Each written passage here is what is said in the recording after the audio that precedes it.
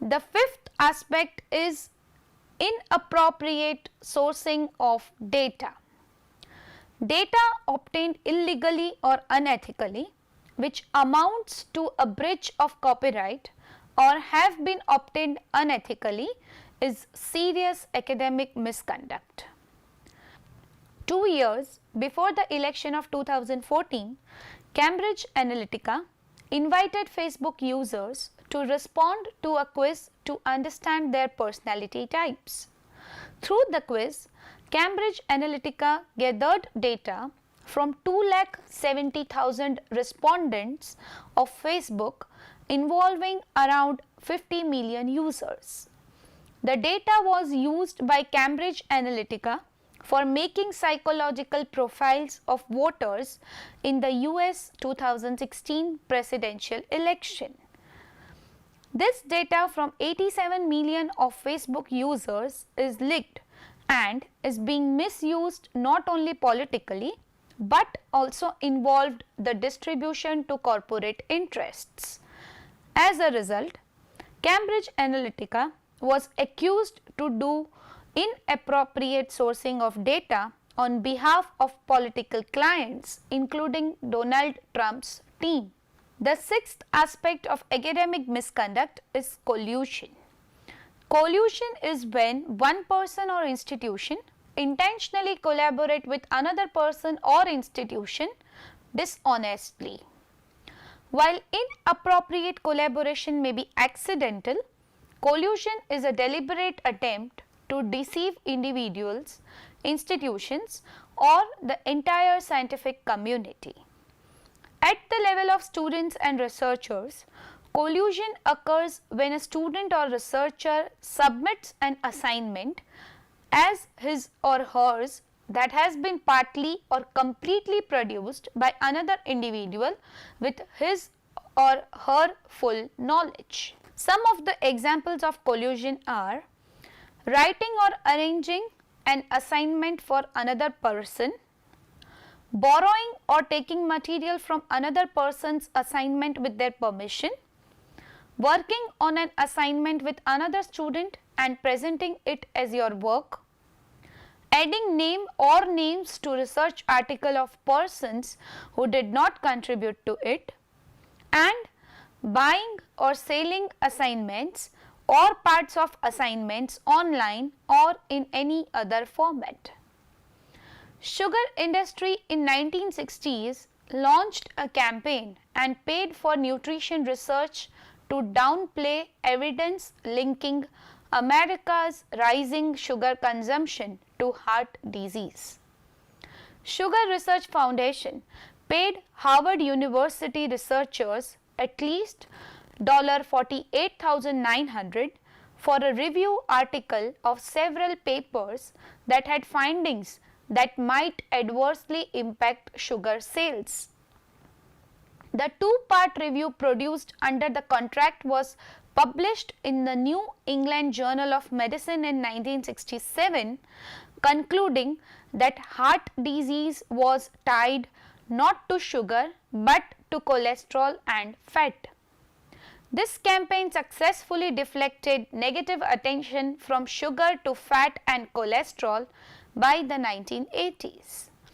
This illustrates forced changes in federal policy and conventional wisdom through unethical industry academia collusion. There are a number of industry sponsored research, including research sponsored by the poultry, tobacco, chemical and pharmaceutical industries. These researches confirm the benefits or lack of harm of the sponsor's products, although independent researchers have reached to completely contradictory conclusions, which indicates at industry academia collusion and the fact that sponsoring industries deliberately influence the design, results and interpretation of results that they paid for. The seventh point of academic misconduct is plagiarism. Plagiarism is the act of claiming someone else's work as one's original work without acknowledging the original authors or sources. These works may be in print or in electronic media. Such works may include published and unpublished written documents, interpretations, computer software, designs, music, sounds, images, photographs, and ideas or ideological frameworks gained through working with another person or in a group. Plagiarism is considered as academic dishonesty and a breach of ethics.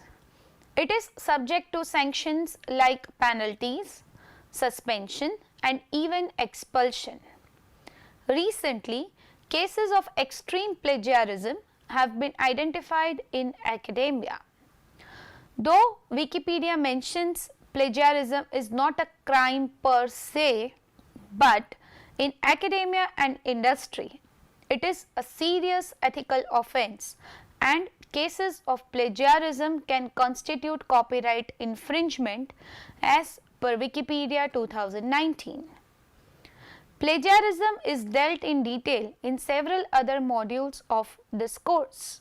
The eighth and the last point of academic misconduct is unethical practices. The eighth and the last point of academic misconduct is unethical practices.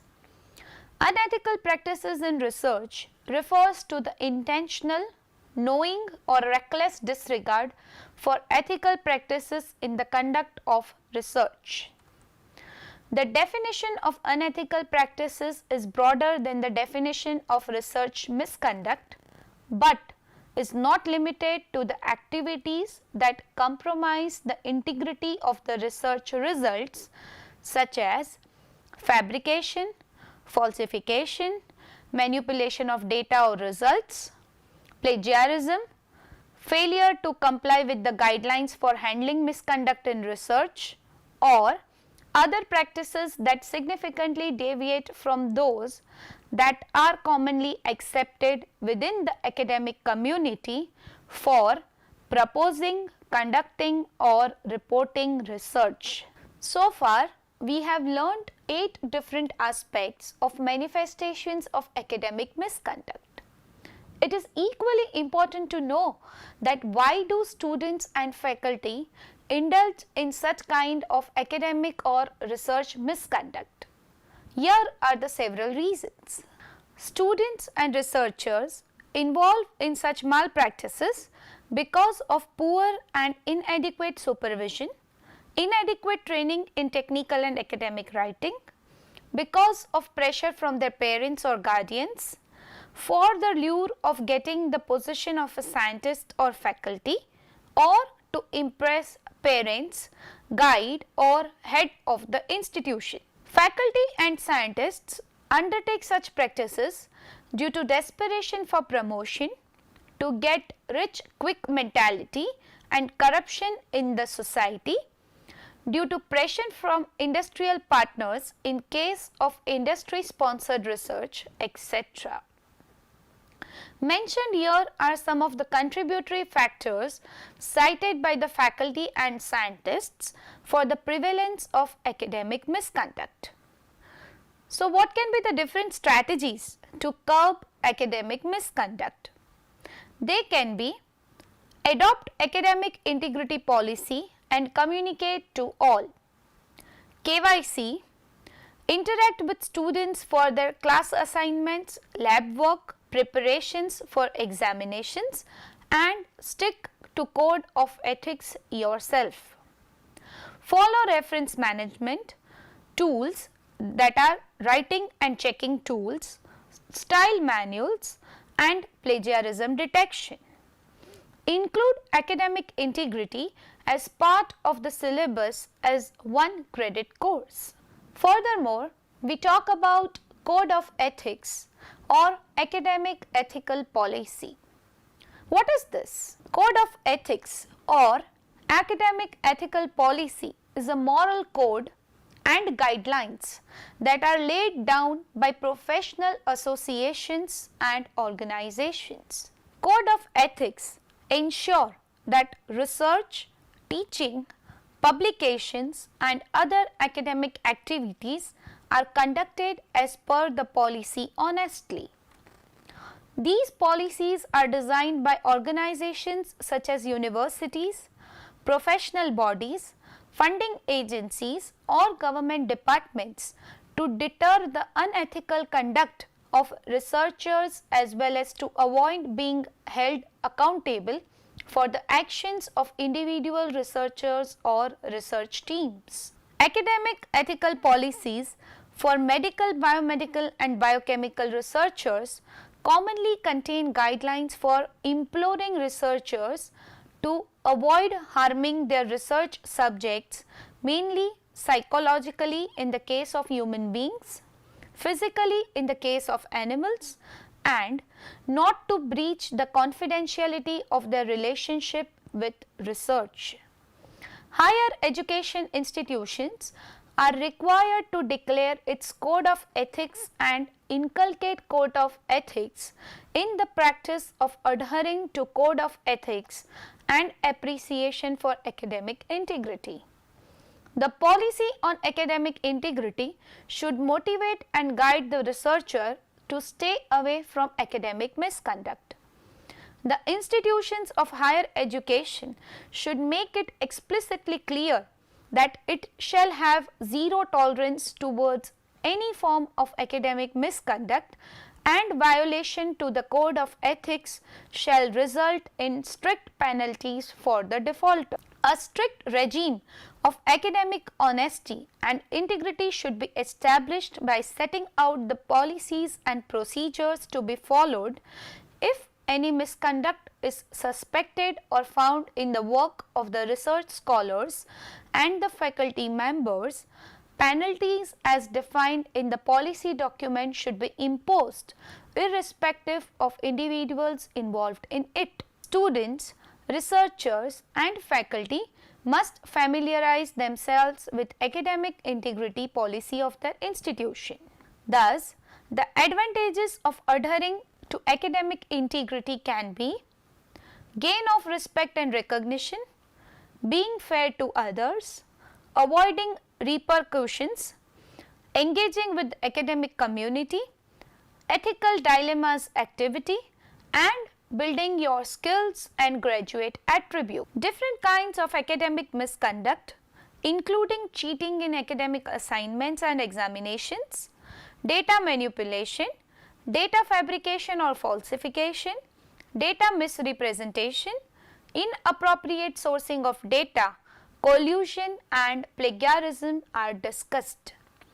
Strategies to deter academic misconduct are discussed, which includes incorporating academic integrity as part of the syllabus, communicating academic integrity policy of the institution, faculty to lead by example, and equip students with tools and techniques such as reference management tools, writing and checking tools, style manuals and plagiarism detection software.